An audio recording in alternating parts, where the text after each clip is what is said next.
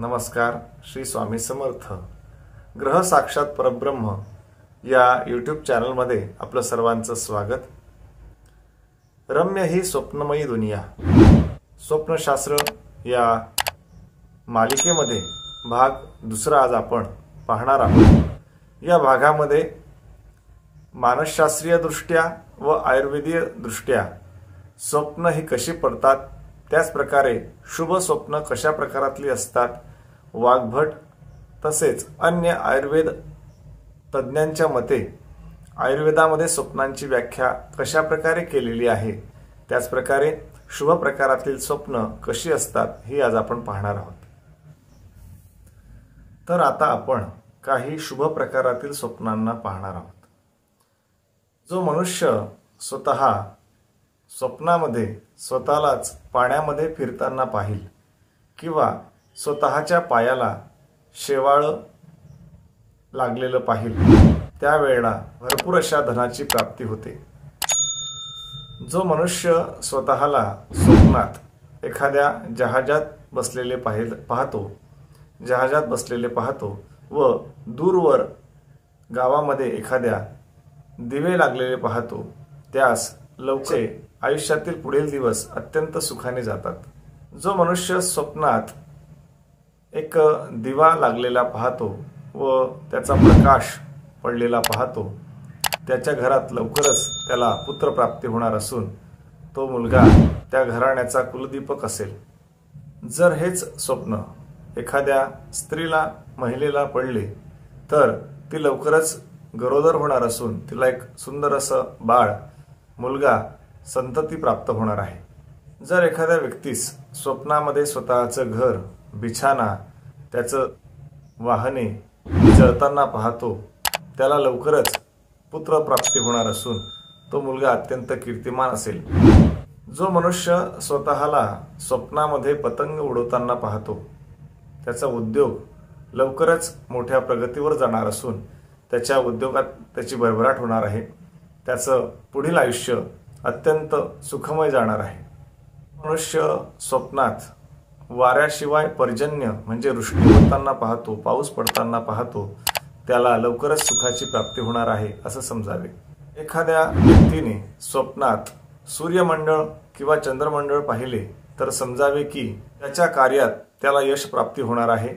स्वप्नात एखाद्या व्यक्तीने सूर्योदय किंवा प्रातःकाळ पाहिला तर समजावे की त्याला लवकरच यश मिळणार आहे, त्याचे भाग्योदय होणार आहे, त्याला द्रव्याची प्राप्ती होईल. एखादा कैदी स्वतःला चंद्रमंडळाने व्यापलेले पाहतो तेव्हा त्याने समजावे की लवकरच आपली कैदीतून मुक्तता होणार आहे. एखाद्या व्यक्तीने स्वतः उंच अशा आकाशात स्वतःला उडताना पाहिले तर समजावे की त्याला त्याच्या कार्यात यश मिळणार आहे. स्वप्नात जर वीज पडताना पाहिली किंवा आपल्या जवळच वीज पडली असं आपण स्वप्न पाहिलं तर दूरवर त्याचा प्रवास होणार असून त्याला त्या ठिकाणी त्याच्या कार्यात यश मिळेल, सुखाची प्राप्ती होईल. स्वप्नात एखाद्या व्यक्तीने मुंग्या, मुंगळे, मधमाशा जर पाहिल्या तर त्या अत्यंत शुभ समजल्या जातात. पाहणाऱ्या व्यक्तीने जे कार्य अंगीकारलेले आहे त्यात त्याला यशाची प्राप्ती होते, त्याला प्रतिष्ठा प्राप्त होते. स्वप्नामध्ये सर्प पाहणे अत्यंत चांगले मानलेले आहेत, त्याला संततीची प्राप्ती होते.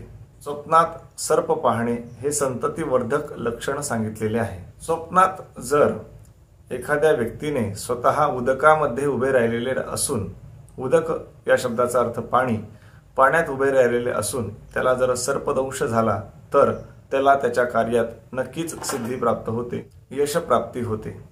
स्वप्नामध्ये जर आपण हत्ती पाहिला तर त्या व्यक्तीला घवघवीत असे यश प्राप्त होते.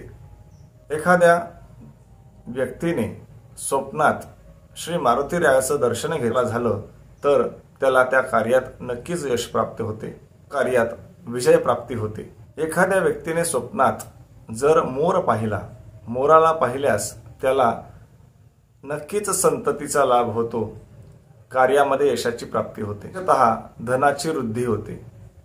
एखाद्या गर्भवती महिलेने स्वप्नात मोर पाहिला तर नक्कीच तिला पुत्र प्राप्ती होते.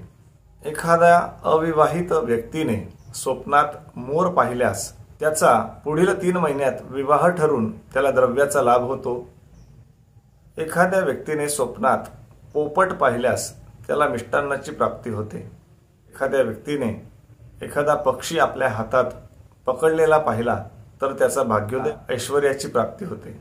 अशाच प्रकारच्या नवनवीन मालिकांसाठी अनेक शुभ स्वप्ने तसेच वाईट स्वप्नांचा अर्थ समजून घेण्यासाठी आपण पुन्हा एकदा पुढील सत्रामध्ये भेटणार आहोत.